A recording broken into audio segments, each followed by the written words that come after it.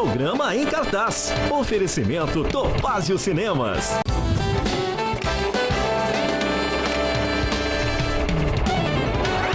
Olá! Hoje eu trago um programa especial para você que está inscrito aqui no canal do Em Cartaz no YouTube. Mas se você não está inscrito, esse programa também é para você. Só que nesse caso você devia sentir vergonha, hein?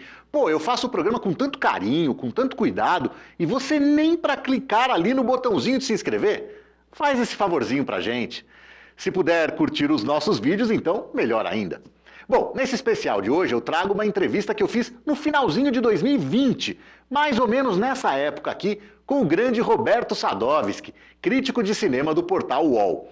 Ele que tem mais de 20 anos de carreira, grande parte deles dedicados ao trabalho na histórica revista 7. Nesse longo papo que eu bati com ele, a gente fala sobre muita coisa interessante, como os caminhos do cinema, principalmente na era do streaming, como é o processo dele para fazer uma crítica, os anos dele na revista 7, que ele dirigia quando acabou, que foi tão importante na minha formação como cinéfilo e na de tanta gente também. Enfim, como a gravação foi em 2020, tem ali umas referências à pandemia, mas a parte que a gente fala de cinema está intacta, continua valendo. E se você está aqui é porque gosta de cinema. Então, esse papo é para você. Você é nosso convidado especial. Ajeite-se aí e vamos conversar de cinema. Muito bem, Em Cartaz na área com Roberto Sadowski, um cara que deve ser pouca coisa mais velho do que eu, mas mesmo assim é uma referência para mim na crítica de cinema. Eu leio sobre cinema desde que eu tinha 9, 10 anos de idade, mas foi só uns anos depois que, além de ler sobre cinema, eu comecei a prestar atenção em quem estava escrevendo o que eu estava lendo. E aí, quando eu comecei a prestar nisso, dois nomes saltaram para mim e ficaram comigo assim, como referências. A Isabella Boscov e o Roberto Sadowski, que está com a gente para bater um papo aqui sobre cinema. E aí, Sadowski, beleza? Eu tô em boa companhia, então, né? Porque tudo que eu aprendi sobre texto, eu aprendi com a Isabella. Ah, que bacana! Não sabia disso. Ela era editora-chefe da 7 quando eu comecei a trabalhar, e ela editava meus textos, né, mas editava comigo do lado. Então, a gente reconstruía os textos com ela sempre prestando atenção comigo e eu encontrando a melhor maneira de colocar as palavras. Tal. Então, eu falo sempre, se eu escrevo de alguma forma ok, é porque a Isabella estava lá comigo fazendo com que eu aprendesse a pensar antes de escrever. Ah, que privilégio, cara, que bacana saber disso. Eu queria começar bem do começo mesmo, com assim, a sua primeira memória cinematográfica. Você consegue identificar isso, a primeira vez que você prestou atenção em alguma coisa relacionada a cinema e que idade você tinha? 5 anos, foi super no filme, meio que definiu o que eu seria a partir desse dia. Eu saí da sessão pensando, cinema é legal, super-herói é legal, jornalismo é legal. Aí ferrou, né?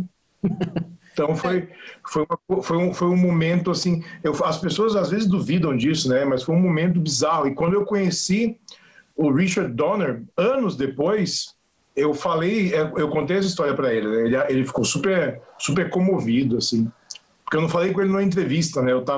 Eu tive uma reunião com a mulher dele e ele entrou na sala e ela falou, você conhece o Richard? Eu, não. Aí a gente teve um breve papo. Que bacana. A mulher dele...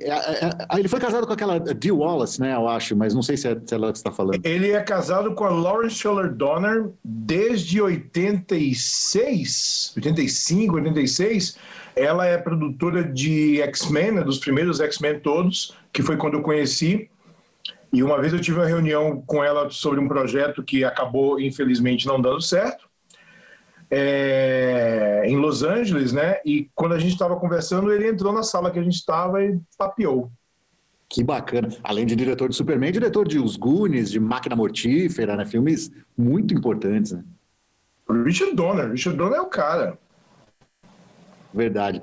E, coincidentemente, a minha primeira memória cinematográfica também é do Superman, mas em casa, assim, num supercine, talvez, e e de ter achado aquilo fantástico. Eu acho curioso como, não sei se você tem o mesmo sentimento, mas vendo o Superman, a gente acreditava que o homem podia voar, mesmo com aqueles efeitos que hoje são toscos. E hoje que os efeitos são muito melhores, você olha para aquilo e pensa, é o computador, né? O poder do computador. Você sabe que eu acho que os efeitos não são toscos até hoje, e eles envelheceram muito bem, porque eles foram muito bem pensados. E o cartaz do filme tinha essa frase, você vai acreditar que o homem pode voar. E era fato, né? Então eu lembro quando eu vi em Salvador, no Cine Guarani, que hoje é Cine Glauber Rocha, né? Um cinema cultural no centro de Salvador, as pessoas piraram quando viram aquilo, né? Foi a maior, se não uma das maiores bilheterias de 78. E eu acho que envelheceram muito bem, mas é porque o Richard Donner, ele pensou muito antes de fecharem como seriam os efeitos, né? Até disparar um boneco num canhão eles pensaram para poder... Então tem teste disso, né? Mega tosco quando você vê, mas ainda bem que fizeram do jeito que fizeram, né? Eu também acho que envelheceram bem, mas é que se você mostra para um jovem de hoje, né? Ele vai rir daquilo, assim, né? Mas o jovem tem que acabar, né? O jovem tem que acabar, o jovem precisa acabar, essa é a verdade. Como diria Nelson Rodrigues, né? Jovens envelheçam, né? Por favor, envelheça. Boa. Você falou que ali começou nessa trajetória, no cinema e no jornalismo, né? E aí tem uma pergunta que eu me faço periodicamente, assim, e eu queria fazer para você. Para que serve um crítico de cinema? Toda crítica, não só de cinema, ela serve para iluminar. Eu não acho que é um guia, eu acho que é mostrar um caminho e talvez jogar uma luz em algum aspecto de uma obra que o público não digo nem não é treinado para isso, mas não é função do público parar e prestar atenção em algumas coisas. O público quer ser entretido. E além de entretenimento, o cinema pode causar reflexão, né? A arte em geral pode causar reflexão, pode causar mudanças. A crítica, eu gosto de acreditar que a gente compartilha conhecimentos que a gente tenha e que o público não tem, porque não é função dele, né? Não é trabalho dele, para poder iluminar algum aspecto da obra que de outra forma passaria batido. Então, eu acho que é importante, às vezes, quando eu falo sobre filmes, por exemplo, eu fiz uma participação num programa de TV agora da Gazeta, que eu sempre apareço lá, para falar do Gambito da Rainha, né, da série da Netflix. E eu expliquei o que eu achava, né? O modo como o Scott Frank escreveu e dirigiu a série, o modo como ele transforma uma partida de xadrez numa coisa empolgante. Isso é feito com um texto muito afiado, o modo como ele dirige a Anne Taylor-Joy, o modo como a história ela tem reflexões que vão além do xadrez, né? que o aprimoramento dela, né? E os conflitos que ela enfrenta ao longo da vida, eles são centrados no xadrez, mas eles podem ser colocados em qualquer outro aspecto, né? E o pessoal do programa falou, cara, a gente nem estava pensando em ver essa série e agora despertou a curiosidade de descobrir. Então, se eu posso fazer com que algumas coisas obscuras ganhem luz com o meu trabalho, então acho que a crítica tem algum fundamento. A gente não existe para falar mal ou falar bem, ou dar nota ou dar estrelinha. A gente vive para abrir um diálogo sobre a arte, sobre o trabalho, e sobre o entretenimento, e sobre a cultura pop, e sobre as ramificações e o momento político, econômico, social que cada obra se insere. Então isso eu acho muito importante, porque a gente só cresce com conhecimento, né? Então, passar conhecimento talvez seja o papel mais importante de um crítico. Legal, também acho. E onde que entra o público nessa história? Porque, assim, não é o seu caso, e inclusive esse é um dos motivos de eu admirar o seu trabalho, mas muitas vezes eu vejo os críticos desconsiderando totalmente o público. ao avaliar uma obra. E quando ele faz isso, ele se distancia do próprio leitor, né, de quem está consumindo o trabalho dele. Sim. No sentido de, às vezes, criticar por exemplo, que na minha opinião é até bem criticável, eu costumo não elogiar esse tipo de filme, mas sei lá, um vai que cola da vida, mas eu procuro fazer isso de um modo que eu não me distancie do público, que eu não me coloque como superior ao público, como estar entendendo alguma coisa que o público não está entendendo. E o público ama esse tipo de filme. Como fica essa questão para você? Eu sou público, para começar, né? Então acho que quando eu vejo um filme, a primeira coisa que eu penso é a minha reação com o público, né? A minha reação emocional, a conexão que eu tenho com o filme. Mas existe uma diferença fundamental, que é a cultura de massa, e que existe um trabalho de marketing feito ao longo dos anos para um certo tipo de cultura, um certo tipo de produto, né? Então a gente fala de música sertaneja, por exemplo, né? Que é cultura de massa, porque literalmente é massificado, porque é um produto que não é polido, ele é feito para consumo rápido. Como ele é feito para consumo rápido, não tem muito pensamento envolvido na sua confecção. Então, eu não acho que o público está errado em consumir os vai que cola da vida. Eu acho que a cultura popular traz uma aproximação com esse tipo de filme, porque as pessoas se enxergam ali, mas também a nossa função, como quem trabalha com isso, é enxergar o cinema como um produto cinematográfico. Então a gente tem que ver também roteiro, narrativa, a confecção da coisa toda, a direção, se existe um cuidado com o filme que está sendo feito. E muitas vezes esses filmes, por serem produzidos muito rapidamente, não têm esse cuidado. Então é importante a gente entender o que o público busca, mas ao mesmo tempo, no meu caso, eu não posso ser ditado por esse público, porque eu também sou público. Então eu preciso ser muito honesto com o que eu acredito quando eu escrevo. Então, se alguém assiste Minha Mãe é uma Peça, que eu achei terrível o primeiro, e eu não vi os outros dois porque o primeiro já não passou. Se alguém lê uma crítica de um filme assim e acha que é um elitismo, eu lamento, mas não há muita coisa que eu possa fazer. Eu dou um exemplo prático, né? Esse ano, um dos filmes mais vistos na Netflix foi o Milagre da Cela 7, né? O filme turco, que inclusive é a indicação turca para o Oscar. E é um dos filmes mais medíocres que eu vi na minha vida. Assim, é de uma mediocridade absurda. Mas as pessoas adoram, porque é um sentimentalismo muito barato. E o sentimentalismo rasteiro, ele é atraente porque ele lida com coisas muito primitivas, gente.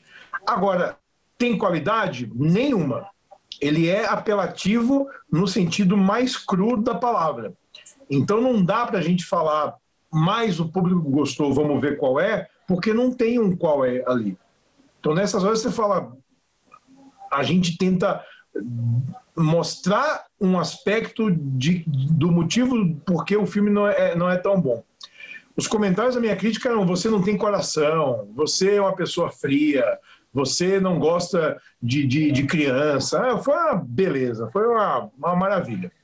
Como você lida com os comentários? Porque, assim, né, às vezes é difícil, né?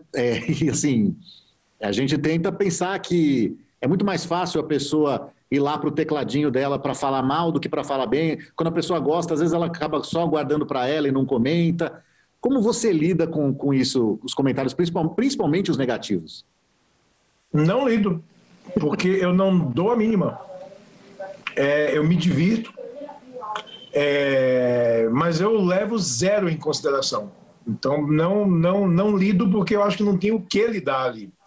Se alguém tem esse ímpeto de ler um texto, sentar num computador, se cadastrar para comentar, para falar mal, eu digo todo o poder para você, amigo, mas para mim não vai fazer a menor diferença.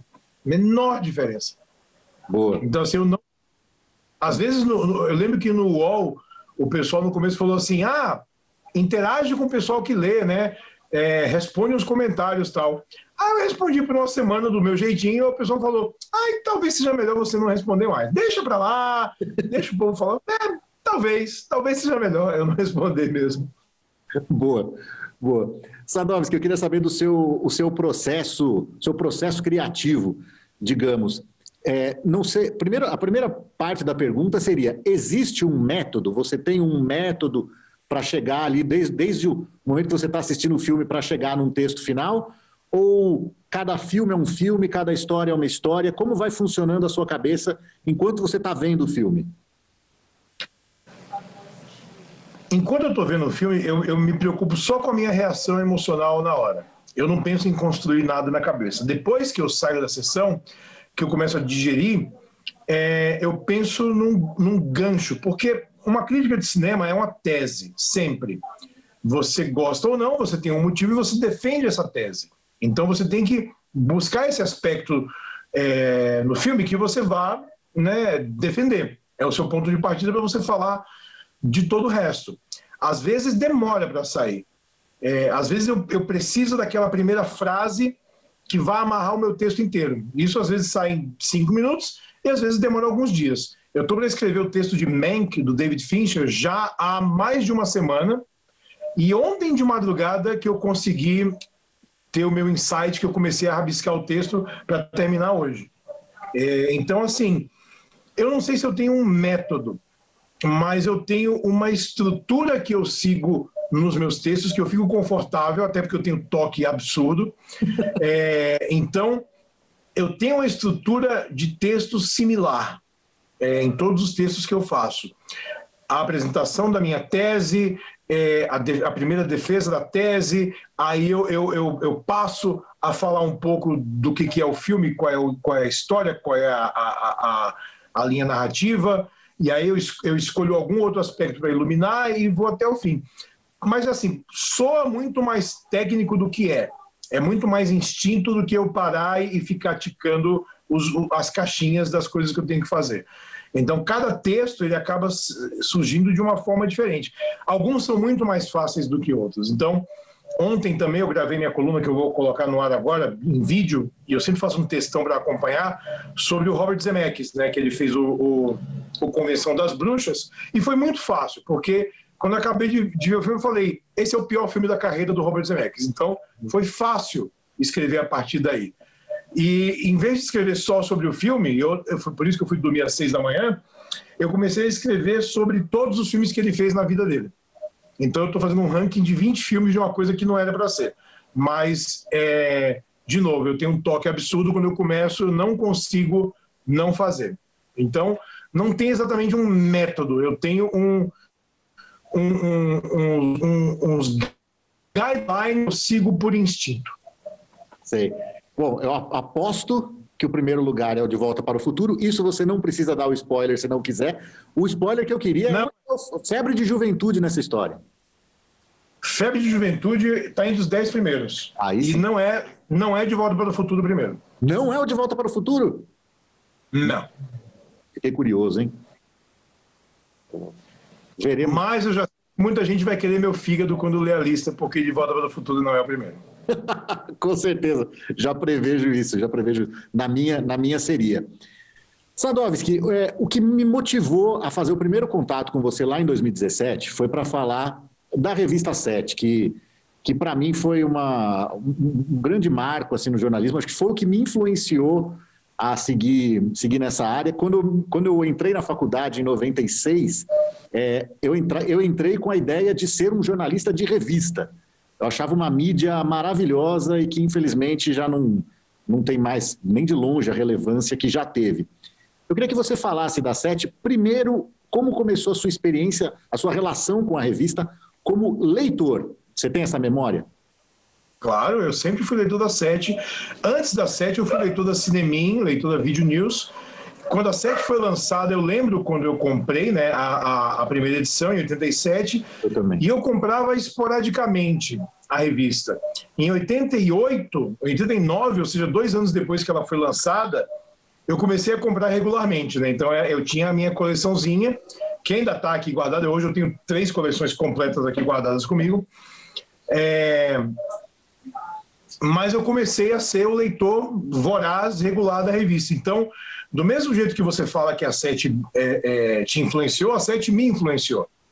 Então, as pessoas que eu lia, do Zé Emílio Rondô ao Eugênio Butti, ao Marcel Plassi, ao Alex Antunes, a Isabela Boscov, André Bacinski, André Forastieri. Então, bizarramente, todas as pessoas que de uma certa forma me influenciaram como jornalista se tornaram meus amigos depois, quando eu me mudei para São Paulo. E todos são meus amigos até hoje. E acabaram muitos trabalhando comigo também, né? O Bacinski foi meu colaborador por muito tempo também, que eu acho que tem um dos textos mais brilhantes do jornalismo brasileiro de todos os tempos, é o André Bacinski. É um cara que está na minha lista para entrevistar também. O que eu penso, cara, sempre como eu faço um texto fluir de uma forma tão boa quanto o Barça consegue. Porque eu leio e eu tenho raiva. Eu fico desgraçado, mano. Como é que ele consegue fazer uma coisa tão fluida? É muito fluido, é muito perfeito. E assim, eu já sentei em mesa de bar com o Bacinski. É a mesma coisa. É aquilo. Então eu acho muito brilhante. Então eu lia a revista sempre, né? E eu fiz jornalismo, eu me formei em jornalismo, eu comecei a trabalhar em jornal, eu morava em Natal na época. E quando eu tirei férias, eu vim para São Paulo bater na porta dos lugares que eu lia. Fui na Bis, fui na Sete, fui na Folha, fui no Estadão, fui na Herói do Forastieri, né? Fui em vários lugares para poder ver o que colava. E a Isabela foi louca o bastante para, uns 3 meses depois que eu tinha voltado para casa, ela me escrever e falar que tinha uma vaga na Sete e que ela queria que a vaga fosse minha. Aí eu pedi demissão do jornal que eu trabalhava, vendi o meu carro e vim para São Paulo e fui trabalhar na Sete. E assim começou a minha relação. Então, de leitor a editor foram menos de 10 anos, né? Que de leitor em 87, eu entrei na Sete no final de 96, como editor assistente. E para mim, revista é a mídia mais completa, eu acho mais saborosa, digamos assim. Eu ainda acredito muito em mídia física, eu não acredito no formato que eu fazia a Sete. Aquele formato eu acho que ele tá obsoleto hoje. Mas eu tenho um projeto editorial novo aqui, que a verdade é que a Sete ia voltar esse ano. Ah, é? Em maio. Uhum. Olha. E por motivos de pandemia, não rolou. Não rolou e não teve a volta que a gente queria fazer. Mas aí era um outro projeto, com revista também, mas não só revista. Não. O projeto é bem bonitinho. Vamos ver se quando essa pandemia der uma aliviada, eu acredito que toda a produção cultural e todo mundo que trabalha com isso vai ter um boost absurdo, né? Vai ter um empurrão gigante, porque as pessoas vão querer consumir muito qualquer coisa que tire de casa, que tire da realidade. Talvez seja a hora de voltar a Sete, não digo em banca, mas eu digo em formato de papel também, com um projeto um pouco mais amplo. Mas o papel é fundamental e eu acho que tem coisas que o papel faz que a internet não supre, tem coisas que a internet faz que o papel não chega perto. Então a gente vai tentar fazer um casamento bacana quando for a hora. Mas eu gosto muito do formato, eu acho incrível. E fazer parte disso e ficar fazendo a revista por mais de uma década depois de ser fã, para mim foi assim a minha escola, a minha formação profissional inteira. Ah, eu imagino que sensação maravilhosa que deve ter sido. Eu também acho que é uma mídia excelente. E eu tenho essa tendência ao colecionismo, né? A minha coleção da Sete deve ter uns 75%, 80% das edições. Tinha aquelas fichas no meio ali, né? Aquelas 8 fichinhas ali destacáveis, que também é uma ideia maravilhosa, né? Com o pôster do filme. E tem uma longevidade que a revista tem, Porque eu tenho até hoje pessoas comentando comigo, e comentando com o Salem, e comentando com o Gordirro, sobre textos que a gente escreveu na 7, e acontece também com textos que eu faço na coluna, no UOL, com menos frequência, mas mais gente lembra de textos que eu fiz em revista, o que eu acho bem louco, na verdade. Mas é o que temos. Claro. Qual que você acha que foi a grande fase da revista, assim, com você ali dentro, assim, o momento que, pô, tá legal pra caramba? Acho que no começo dos anos 2000 foi uma época muito boa, porque tinha um monte de coisa acontecendo na cultura pop, e foi uma decisão muito consciente minha focar nisso. Porque muita gente fala, a 7 deixou de falar de cinema, de verdade. Eu fico assim, o que é cinema de verdade? Sabe? O cinema de verdade é o cinema que ninguém vê, é o cinema que é para poucos, porque a gente continuou cobrindo festivais e continuou fazendo texto de um monte de coisa, mas eu sempre achei que a cultura pop tinha uma penetração, obviamente, muito maior, e era uma porta de entrada para a pessoa curtir um monte de outras cinematografias. Porque comigo foi assim, né? Eu sou cria dos anos 80, então eu sou cria de John Carpenter e Spielberg e Scorsese lá atrás, e todos os fortões do cinema, e todas as comédias bobocas. Então, ao mesmo tempo, por causa de textos que eu lia, eu tinha curiosidade em descobrir o cinema do Kurosawa, o cinema italiano, o cinema francês. Então, gostar das coisas que eu gostava me fez abrir os olhos para cinemas que não eram tão populares. Então, a minha ideia na 7 é: a gente vai falar do cinema bem popular, bem pop, porque eu acho que a indústria pop ela é importantíssima como formação de público também, né? Se alguém subestima a importância de Madonna no movimento feminino nas últimas décadas, é porque não viveu nas últimas décadas, né? É inegável. E ela é um ícone por causa disso. Então, nessa época, coincidentemente, foi quando alguns grandes filmes da cultura pop foram lançados, e existiu uma virada muito grande no cinema dependente de astros para depender de marcas. Foi a época que os filmes de super-herói deixaram de ser eventos isolados para começar a fazer parte do dia a dia do cinema. Foi na época que grandes sagas literárias viraram cinema, como O Senhor dos Anéis, e marcas muito populares como Harry Potter também viraram cinema. Então, acho que foi uma época de efervescência muito grande, e a gente estava no olho do furacão nisso aí. E eu enxerguei algumas coisas na época que muita gente falou para mim que não ia dar em nada, e hoje está provado que eu estava certo, né? Principalmente super-heróis no cinema, que eu falei, isso aqui é o que vai rolar. Então eu fui, antes de qualquer pessoa ir atrás, eu fui no set de X-Men, quando ninguém sabia o que era X-Men. Eu cobri Homem-Aranha sozinho para o Brasil, quando ninguém estava interessado em cobrir Homem-Aranha. Talvez a turma da Herói, né? A turma do Franchieri lá com o Júnior, né? O Daíra Júnior, o Marcelo Del Greco. O Júnior já tinha ido para a Comic Con de San Diego, mas quando eu fui, a mídia mainstream no Brasil não tinha descoberto ainda o que era uma Comic Con.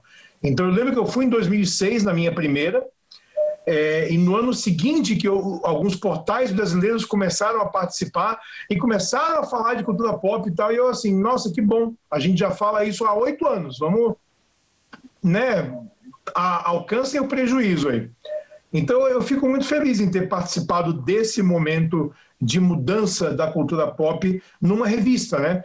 Quando a mídia e a internet ainda estava engatinhando e não existia ainda.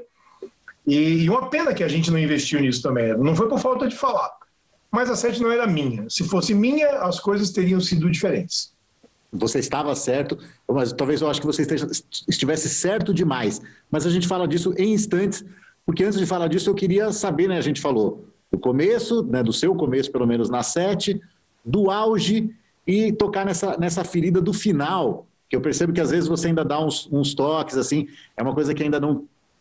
olhando daqui, eu percebo que para você ainda não está muito bem digerida. Como foi aquele final? E até antes de você responder, eu também tinha uma relação com a Sete, onde eu nunca trabalhei, que quando acabou, as pessoas, antes de eu saber, eu fiquei sabendo por amigos que falavam assim, quase me dando pêsames, assim, pô, acabei de ver que a Sete acabou, nossa, você tá legal, ó, fica tranquilo, hoje em dia tem internet, ó, tem notícia, ex-namorada, sabe, me ligando, assim, não, acabei de ver que a Sete acabou, nossa, você viu, putz.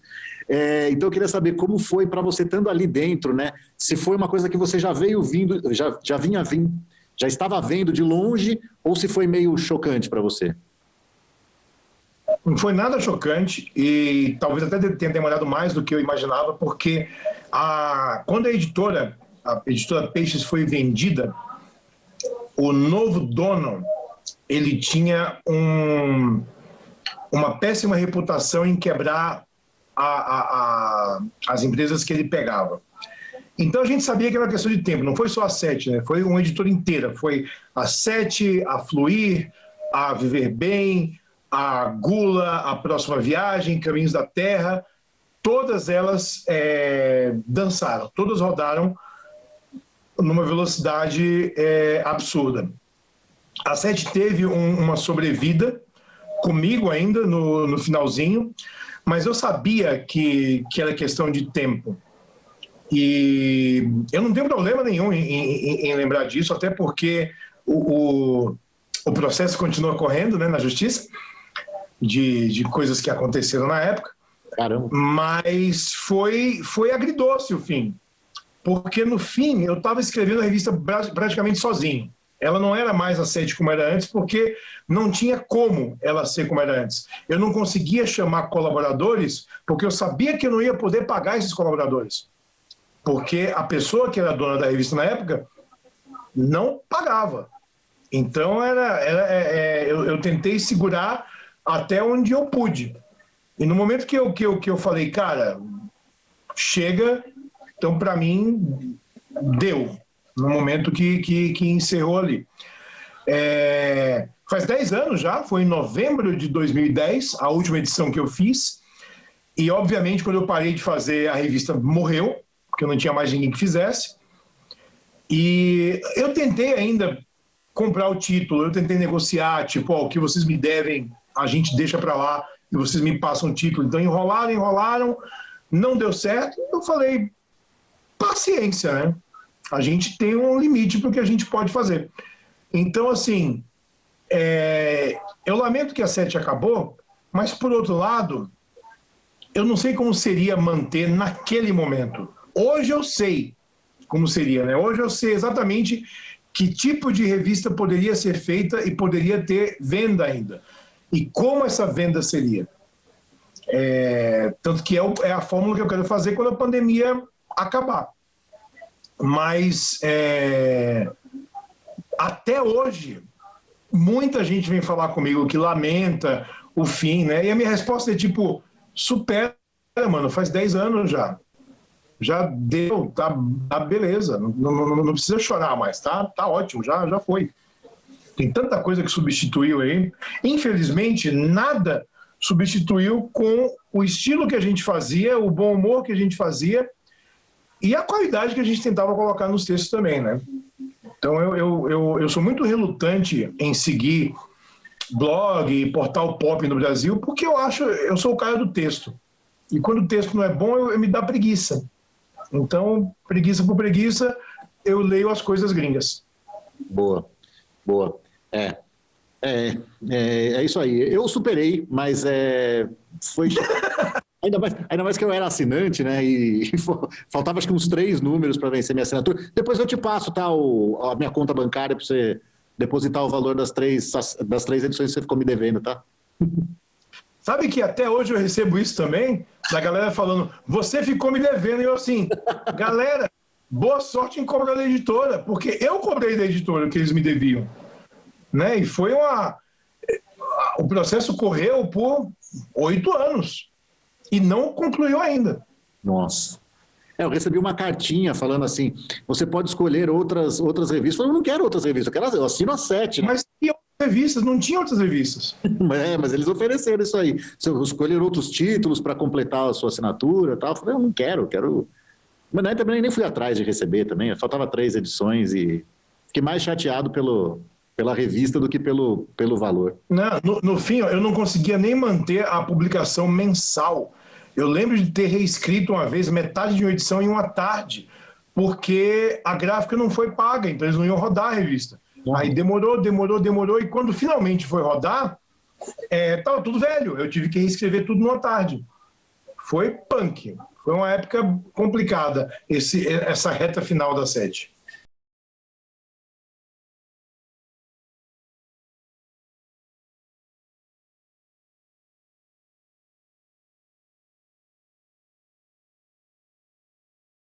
Programa em cartaz. Oferecimento Topázio Cinemas.